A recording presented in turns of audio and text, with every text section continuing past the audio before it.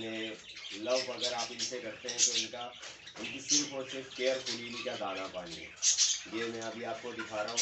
ये मेरे पास एक बेबी है, वाइट शोल्डर हो रही है। तो इसकी ये जो ताज है ये दूसरे वाली फिश खा गई है। ये एग्स खाएंगी, इनके बारे में आपको बता रहा हूँ। ये आज एग्स लेके आया हूँ। इस तरह कटिंग करी है इसकी, मैंने हाथ से ही करी है। तो इसको खिलाते हैं। तो ये इसका जो है एग्स होता है, इसको 2 एग्स देते हैं रोज़ाना। ये आप मेरे पास देख लें, ये इस तरह का बच्चा है और इसको 2 एग्स में रोज़ाना देता हूँ। अब ये थोड़ा सा मेरा खाने पीने में थोड़ी सी एडी करता है, लेकिन ये है कि फिर भी मैं इसको खिला देता हूँ। तो आज आपको एक बात बताऊँ, आपने बहुत सारे तरीके देखे होंगे। अब ये तरीका मैं आपको खासों खास बता रहा हूँ, बिल्कुल फाइनल टाइम बेस्ट किए हुए।